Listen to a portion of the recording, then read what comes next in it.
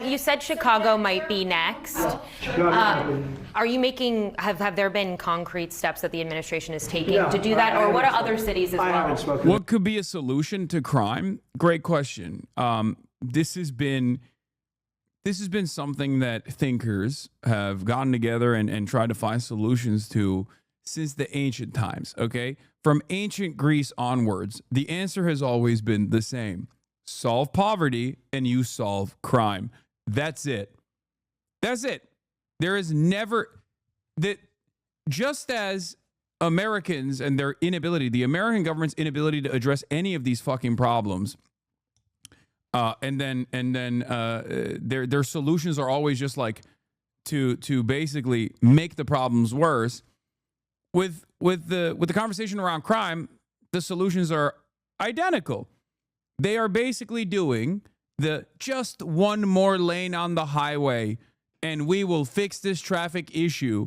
Please, one more lane, but in terms of addressing the crime, okay? The real solution to lowering traffic density, as we all know, is not more lanes on a fucking highway. It's actually public transit, okay? Making a less car-reliant infrastructure would be the perfect solution to the traffic density problem. But we don't do that, and we just keep adding lanes onto the fucking highway, but you still get bottlenecked when you enter the city. That's just how it works. And the same principle applies to every single thing that these guys are seemingly trying to solve. If militancy was actually an adequate solution to crime, okay, then America would be crime-free. We have the most militant police force on the planet. Nothing comes near the militancy and the militarization of our domestic police force. This is before we even talk about utilizing the military. Okay. All right, okay, go play with them. But I like my cars, the only freedom we have at this point. This is what I mean. It's like, no, true freedom is not having to sit in traffic. True freedom is actually being able to have a much more affordable alternative to having a car. You can still have a car if you want to, but like real freedom would be the freedom to have a diversity in transport options as opposed to just simply being in your fucking car. But Americans just do not comprehend that at all because it's been sold to you. This has been sold to you since birth that like cars are actually, cars equate to freedom. But anyway, that's just one aspect of this. Here, give me any problem that has a major impact on American day-to-day existence, and I will show you that they do the same shit every single fucking time. Gun violence, school shootings, okay? Apparently there's another mass shooting incident that's like breaking right now. I don't even know where it is. I don't know what's happening. We don't cover active mass shooting stuff instantly until there's like some more evidence, right? The solution is simple. Gun control is the most effective means to at least cut down some of the gun violence. And yet no one wants to do that. So we constantly look for other alternative reasons. Okay. We're like, oh, door control. You need more guns. We need to give the teachers guns.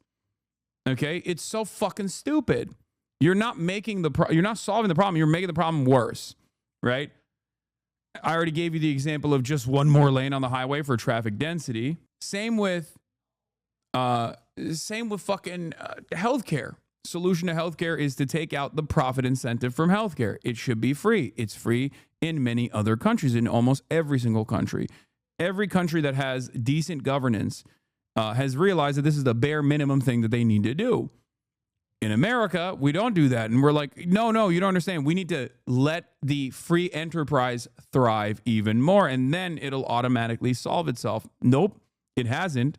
Why would you think that doing the same thing over and over again and leaning into the private enterprise aspect of it is going to actually solve this problem? And the same goes for crime. The only solution to crime is the eradication of poverty, because that is where crime manifests. Okay? Crime manifests as a byproduct of people's material conditions. Crime increases when people are poor. when they feel as though they have no alternatives. And yet, Americans who already have, the American government is already like pretty ruthless in terms of dealing with crime, have refused to reckon with this problem. They just say, nah, actually, it'll be different this time. It's not about the best mechanism to solve crime is more deterrence, more violence, more punitive measures. And if that was the case, we'd be crime free already, as opposed to like all these other countries. But all these other countries have significantly lower crime rates than we do. Okay. All these other countries have significantly lower recidivism rates than we do. The likelihood to reoffend, right? Once someone is in jail. And that's directly a consequence of the way our prison structure works, our prison system works, is so ruthless and so violent that you become like a better criminal. You become like, you are pushed into being a more rugged criminal once you go to prison, as opposed to like rehabilitate and reintegrate into society, because it's all, it all stems back to the like fucking insane concept that we have. It's the profit motive. We have private prisons in this country, which is abhorrent, morally repugnant, obviously. But then also on top of that, it's the lack of interest in solving any of these real problems, because someone can make more money off of not solving these problems. Why do you think people in high crime neighborhoods want more police? Because they also believe the same shit that everyone believes. They believe the same shit that your unks in the suburbs believe. The false notion that like more police presence is actually actively solving crimes or is like an active deterrent. Also, these underserved neighborhoods oftentimes do have a fuck ton of police presence, but they're just not doing the normal function of policing. Okay? And that is precisely the reason why they think, oh, if there were more cops, maybe they would actually solve these problems. When in fact, a big problem with policing is that they're just not doing their fucking jobs. Okay? That's the issue. I'm not saying no police. I'm saying do your fucking job. Okay? Do your job. Do your job. The theoretical job of a police force, whether it's a democratic design or not, is supposed to be to protect and serve the citizens, protect and serve the public. But policing, historically and in contemporary American society, simply protects and serves capital, the interests of capital. That's all they do. Their active response time to incidents in rich white neighborhoods is far better than their active response time in black neighborhoods, in poor neighborhoods in general. That's the reason why a lot of people that live in areas where there are higher rates of crime think like, oh, if we had more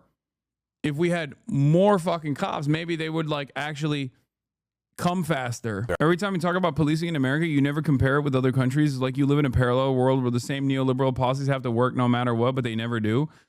Are you talking about me? I mean, I talk about other countries policing too, but they also have a litany of other issues, but that's just like adjusted to their own material conditions. So like, I don't want to come across like I'm actually actively defending the way policing works under like, capitalist, liberal capitalist democracies. But I do compare it to other countries usually. I mean, the greatest example is like, there's a litany of different issues in Japan, in Japanese society, right?